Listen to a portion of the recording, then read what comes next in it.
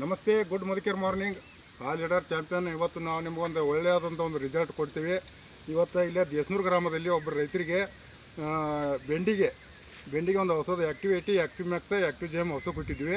ಇವಾಗ ಬೆಂಡಿ ಅವಾಗ ಇನ್ನೂ ಎದ್ರಿಕಿಲ್ಲ ಮತ್ತು ಇಳುವರಿನೂ ಕಡಿಮೆ ಇತ್ತು. ಅವಾಗ ಇವರು ಅಜ್ಜಾರು ಬಂದರು. ಅಜ್ಜಾರ್ ಅಂತೇಳಿ ಬಂದು ನಾವು ಭೇಟಿ ಆದಾಗ ಅಜ್ಜಾರ್ ಕೊಟ್ಟೆ ಬಿಡ್ರಿ ಮತ್ತು ಇಳುವರಿನೂ ಇಲ್ಲ, ಭಾಳ ಕಡಿಮೆ ಮಾಡಾತಿ, ನೋಡೋಣ್ರಿ ಸರ ನಿಮ್ಮ ಕೈಗುಡ್ಲಿ ಅಂತಂದ್ರಿ.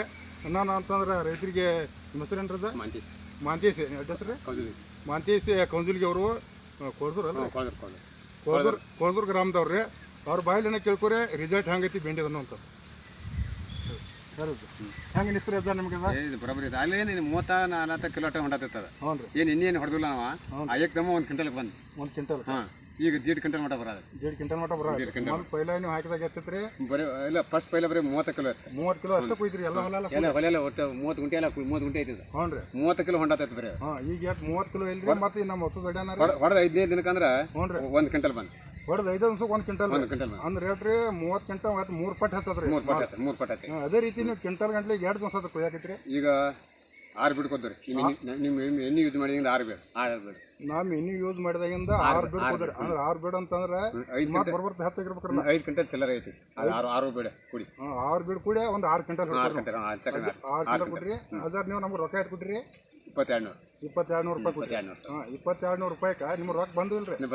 ಬಂದು ಏನೋ ಈಗೇನು 30 ಕಿಲೋ ಕೊಯ್ತಿರಲ್ಲ, 30 ಕಿಲೋದಾಗ ಏನು ನಿಮ್ಗೆ ಡಬಲ್ ಆಗ್ತಾರಲ್ಲ, ಡಬಲ್ ಆಗಿ ರೇಟ್ ಹೆಂಗಿತ್ತದ ಅದು ಬೆಂಡಿದವಾಗ? 400 ಕಂಟಿನ್ಯೂ 10 ಕಿಲೋ ಕಂಟಿನ್ಯೂ 400 ನೋಡಿ. ಕಂಟಿನ್ಯೂ ಮಾಡಿ 10 ಕಿಲೋ ಕಂಟಿನ್ಯೂ 400 ಅಂತ.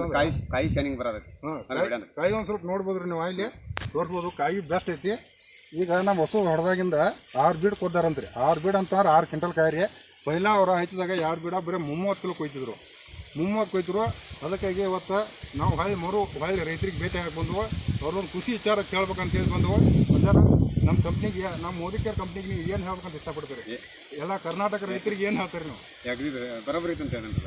ಇನ್ನು ಮಾತು ನೀವು ನಮ್ಮ ಹೊಸ ತೊಗೊಳಗೆ ಮತ್ತೆಲ್ಲ ಬೀಜೋಪಚಾರ ಮಾಡಿ ಅದನ್ನ ನಾಳೆ ತೊಗೋಬೇಕಾಯ್ತು. ನಿಮ್ಮ ಹೊಸದು ಅದನ್ನ ಯೂಸ್ ಮಾಡೋದು ವಿಚಾರ ಮಾಡ್ತೀವಿ. ನೋಡ್ತಾರೆ ಅದನ್ನ ಯೂಸ್ ಮಾಡಿರಿ. ಇದು ಒಂದೇ ಬಿಡಲ್ರಿ, ಎಲ್ಲದಕ್ಕೂ ಬರ್ತೈತೆ. ಬೆಳ್ಳುಳ್ಳಿ ಮತ್ತು ಹುಳ್ಳಿ, ಶೇಂಗಾ, ಮುಂದೆ ನೀವೇನು ಮಾಡ್ತೀವಿ ಗದ್ರಿ ಪದ್ರಿ ಬಿಟ್ಟಿರಲ್ಲ, ಹುಳ್ಳಿಗೆ 3 ಕ್ವಿಂಟಲ್ ಹುಳ್ಳಿ ಕೊಡ್ತೀರಿ. ಅದನ್ನೆಲ್ಲ ಬೀಜೋಪಚಾರ ಮಾಡಿಕೊಡ್ತೀನಿ. ಆಮೇಲೆ ಬೆಳ್ಳುಳ್ಳಿ 2 ಕ್ವಿಂಟಲ್ ಹಾಕಿರಲ್ಲ, 2 ಕ್ವಿಂಟಲ್ ಬೋಳು ಹಾಕಿರಿ. ಅದಕ್ಕೂ ಕೂಡ ಬೀಜೋಪಚಾರ ಮಾಡಿಕೊಡ್ತೀನಿ. ಇದೇ ಟೈಪ್ ನಿಮ್ಗೆ ಎಲ್ಲ ಇಳುವರಿ ಬರ್ತೈತಿ.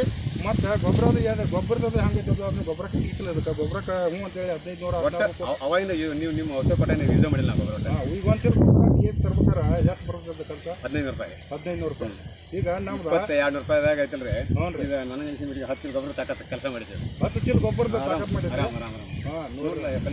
ಹೌದು, ಸ್ವಲ್ಪ ನೋಡ್ಬೋದು. ಬೆಂಡಿ ಅದ ಸ್ವಲ್ಪ ರಿಸರ್ವ್ ಮಾಡಿ ಕೊಡ್ತೀವಿ.